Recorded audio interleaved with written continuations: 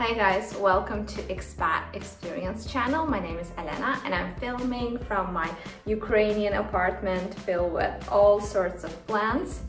This specific video is about the things that I hate about Ukraine. You didn't misheard, the title was right and it's not clickbaity. I'm gonna comment on the things that I have a very strong dislike for in the Ukraine.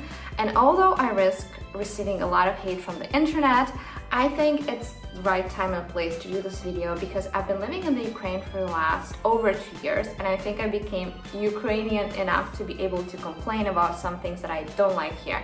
Secondly, I come from a neighboring country, born and raised in Moldova until the age of 21. And I find that a lot of things that Ukrainians struggle here are the things that Moldovans struggle back at home. So the cultures are very, very similar, which I think gives me additional context and an additional reason to complain. The number one evil, in my opinion, are the marshrutkas or the minibuses. If you've ever experienced a ride in those hell machines, you know what I'm talking about. Those are very small, tiny buses filled over their capacity with people and usually driving without a very clear understanding of where the stops are. You need to hail a marshrutka in order for it to stop. Sometimes they just go past you for no apparent reasons. If you need to get out of a marshrutka, you have to tell the driver in advance that you want to stop at, said stop, pay the money, then get out of the marshrutka. And because there is so little space, people going into the car, out of the car, and people just standing because they don't have places to sit, it is a very uncomfortable situation. No wonder why people are so angry and so frustrated. I honestly don't understand why there are no more buses or more trams or any other comfortable type of transportation, because the incentive of the marshrutka drivers is not the comfort of the passenger, and not the safety of the passengers either. They are entrepreneurs. They are interested in getting as many people from point A to point B in the fastest time possible, so they would have more money, which means they cram the minibuses up to the capacity and sometimes even over the capacity, so much so that people are standing like near your face, like brushing against your face. It is that full. In the summer there is no AC obviously in the marshrutka. It's the most uncomfortable means of transportation that I have seen and I absolutely hate it. Another pain point of mine, and definitely a pain point of many tourists who come here, is the state of decay and destruction. And I'm talking about the roads, I'm talking about the sidewalks, and I'm also talking about historical and old buildings.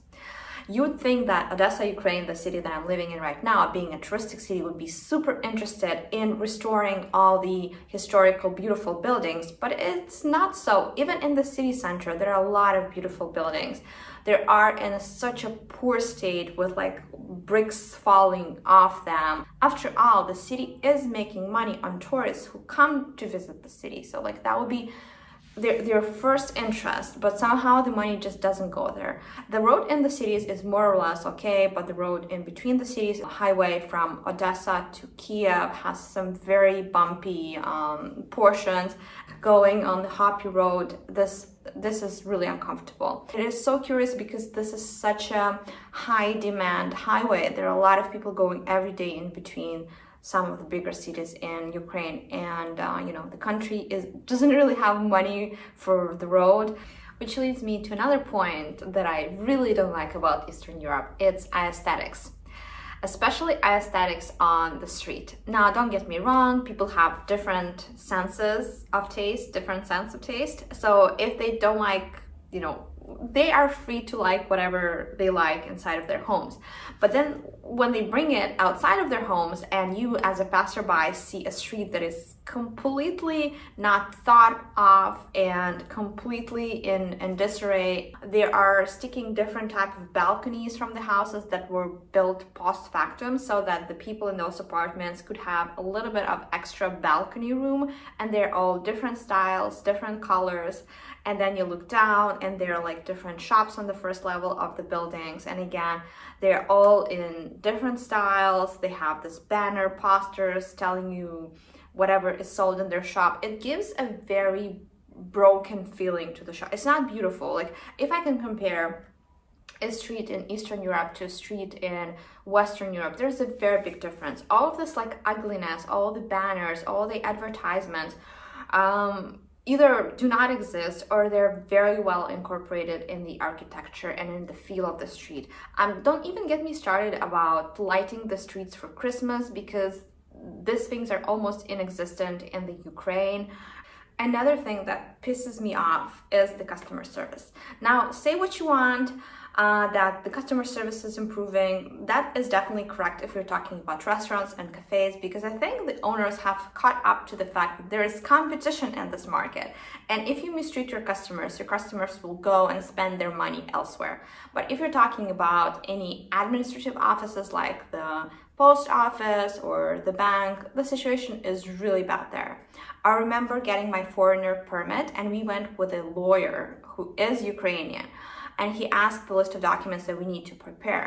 So the clerk told him the list of documents. Obviously, it was not written anywhere. So a couple of days later, when we came back with the documents, she looked for them and she's like, oh, there is this document missing. And the lawyer, rightfully so, said that we didn't know that this document was needed because she didn't tell us about it. And she blamed us for the mistake instead of recognizing that probably it was a mistake on her end and she forgot about the document. She's like, well, it's your problem that you don't have the document. And just, do you imagine like dealing with those people as a foreigner who doesn't speak the language? It's impossible. And don't even get me started on the post office. There were so many packages and letters lost, and in the end, I was the guilty one. I was coming too many times and distracting them from their work. I was coming too early. I was coming too late. You know, I didn't have this passcode or that thing. It was so frustrating. Ukrainians are not very considerate towards rules, and as a result, I think they're not very considerate towards their fellow people with whom they enjoy a public space. Especially this became apparent after COVID. You had to wear a mask, and that was announced, that was written on the buses, that was written on the cafes, and you still had people going in without masks. And their excuse was that they don't believe it's a real disease or it's a real pandemic. But what struck me more was this disconsideration for, you know, the rights of other people. Okay, you don't believe this is true, that's fine. But there are other people who might get sick from you, who might get affected from you. Are you not thinking about them at all? And I think it's both a thing of people not wanting to follow rules, but also knowing they can get away with not following rules, because the rule enforcement is very weak in the Ukraine. For example, if you go into a tram and there's a tram driver, there are notes written on the doors that you have to wear a mask, but the tram driver sees you without a mask, go into the tram, and they don't say anything because they just want to avoid conflict. Ukrainians do not smile a lot, but they are nice people.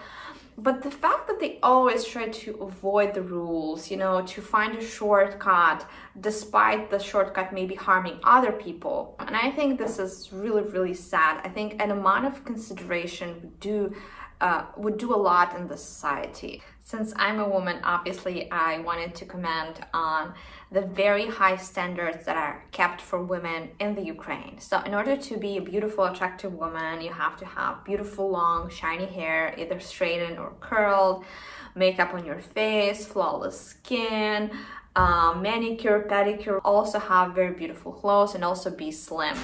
I think this is a pretty much unrealistic standard to keep up for a woman, especially Ukraine not being the richest of the countries, and all of this cosmetic and beauty treatments do cost money, so not everybody can invest in them. I do think that the Ukrainian society is also a bit more fat shaming, so you have to be a certain size, a smaller size. If you gain weight, whether that's due to having a baby or health issues, or just because you gain weight naturally, there will be a lot of comments and people saying, oh, maybe you shouldn't eat this or that, or random people, seeing you in the park could be talking behind your back, oh my god, look at her, she looks like a whale, how could you have, such a weight?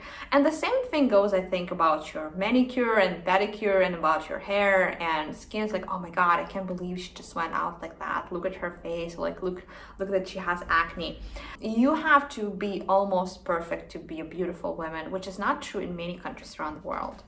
Okay, that's it for this video. I hope you find it interesting and informative and hopefully not too sad.